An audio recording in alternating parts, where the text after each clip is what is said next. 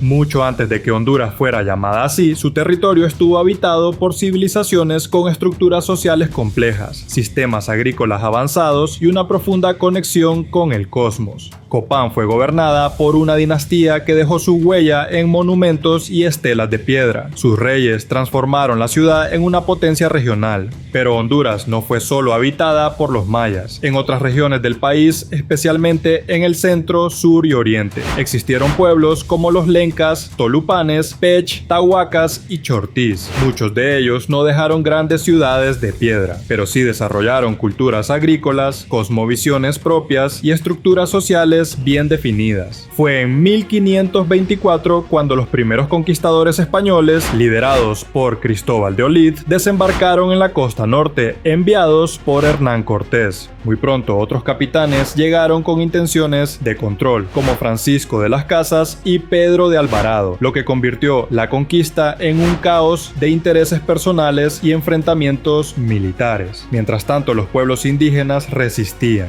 Uno de los casos más emblemáticos fue el del cacique Lempira, líder lenca que logró unir a varias comunidades para enfrentar el avance español en la región occidental. Su resistencia fue tenaz y valiente, y aunque finalmente fue traicionado y asesinado, su figura se convirtió en símbolo de dignidad indígena frente al poder colonial.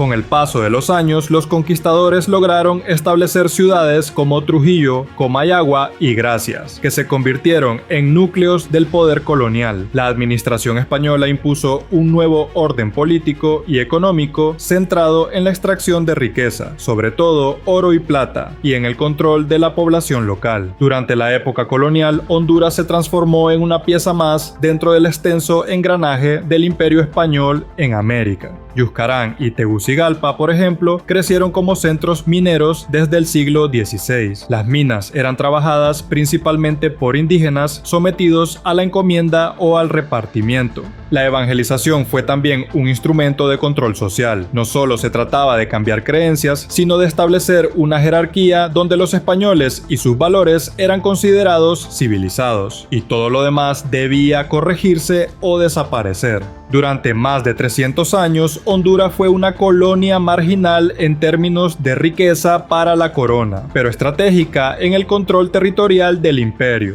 La región, incluida Honduras, proclamó su independencia de España el 15 de septiembre de 1821, en un acto más administrativo que revolucionario, ya que no hubo grandes guerras ni levantamientos masivos en el territorio hondureño.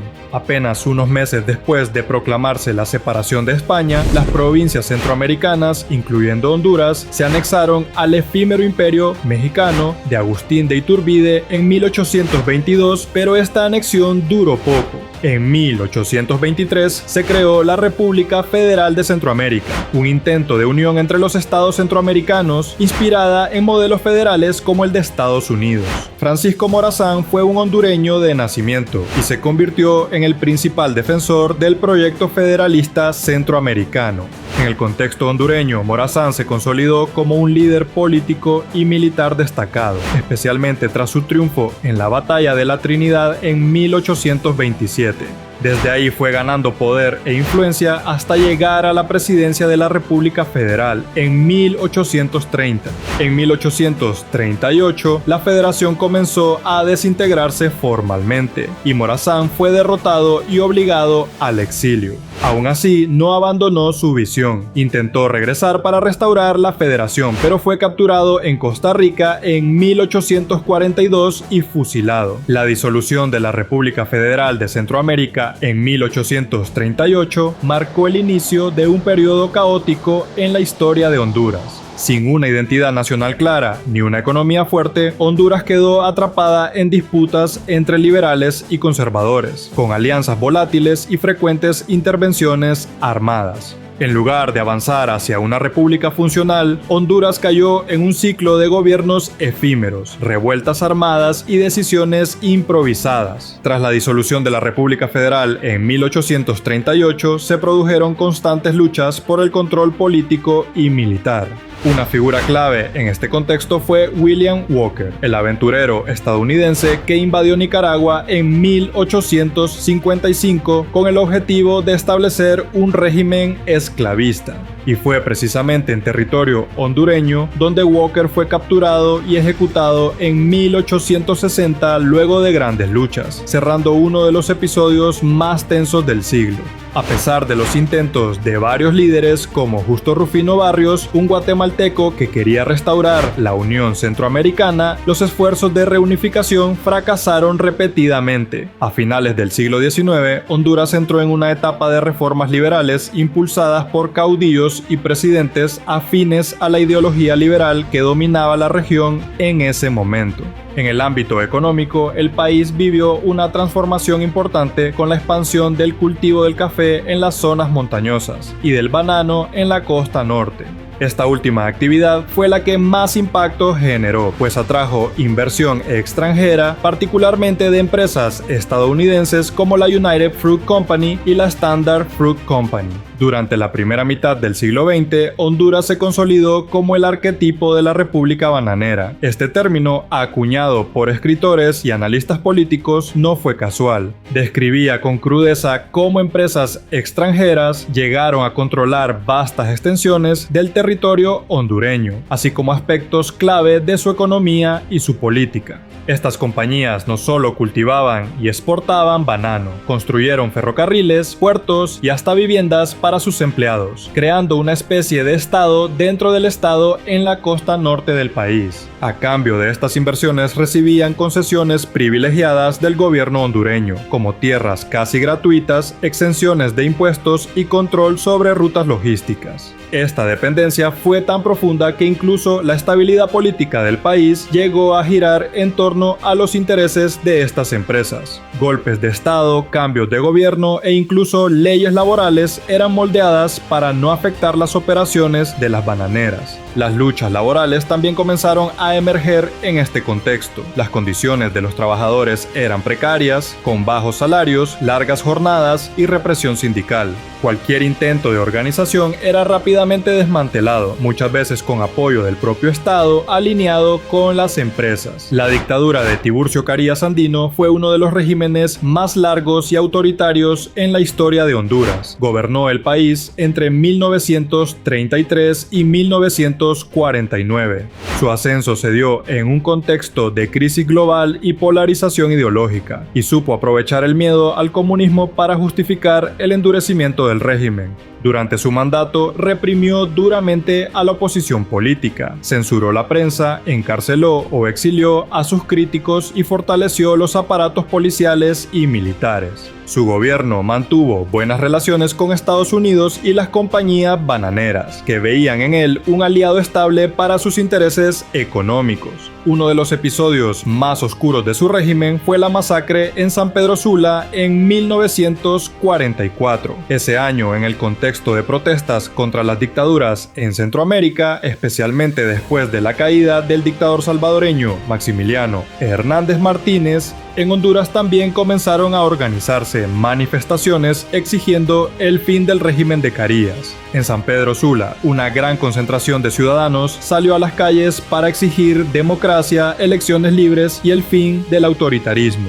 La respuesta del gobierno fue brutal. Las fuerzas del orden abrieron fuego contra los manifestantes, cuyo número de víctimas podría ascender a más de 100 personas. Finalmente accedió a entregar el poder en 1949, permitiendo una aparente transición democrática, aunque dejando una estructura política y militar fuertemente influenciada por su legado. En 1954, una de las más grandes y emblemáticas huelgas paralizó las operaciones de las principales compañías bananeras en la costa norte. Miles de trabajadores exigieron mejores salarios, condiciones dignas y el derecho a organizarse, en un contexto donde los abusos por parte de las transnacionales eran sistemáticos. La huelga se extendió rápidamente, abarcando no solo a los trabajadores de las bananeras, sino también a otros sectores como los obreros portuarios, ferroviarios y del comercio. El ejército fue desplegado, pero la presión social fue tan fuerte que muchas de las demandas fueron parcialmente aceptadas. A partir de este momento, el movimiento sindical cobró fuerza y sirvió de base para nuevas organizaciones obreras y campesinas. Otro conflicto importante fue la Guerra del Fútbol, ocurrida en julio de 1969. Fue un conflicto armado breve, pero con profundas implicaciones entre Honduras y El Salvador.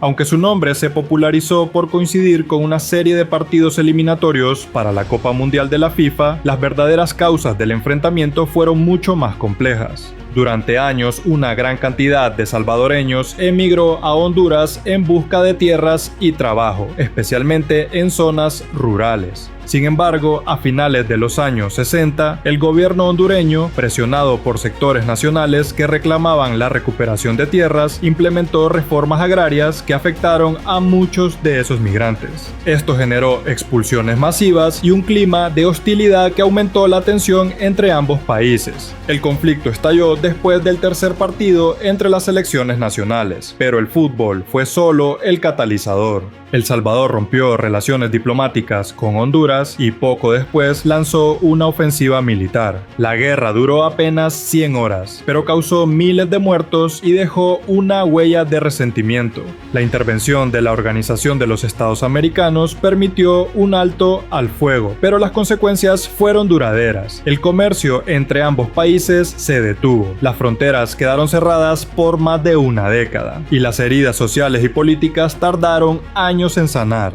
Durante las décadas de 1960 a 1980, Honduras vivió una prolongada etapa de inestabilidad política marcada por golpes de Estado y el dominio de regímenes militares. En 1963, el general Osvaldo López Arellano lideró un golpe que derrocó al gobierno civil de Ramón Villeda Morales, alegando que el país se encaminaba hacia el comunismo. Estados Unidos estaba interesado en evitar la expansión del comunismo en Centroamérica tras la Revolución Cubana. Respaldó a estos regímenes con financiamiento, asesoría militar y entrenamiento. Este intervencionismo también se manifestó cuando el país fue usado como base de operaciones por los contras que combatían al gobierno sandinista en Nicaragua durante los años 80. La inestabilidad se profundizó con otro golpe en 1972, liderado por el mismo López Arellano, y en 1978 un nuevo golpe militar instauró al general Policarpo Paz García.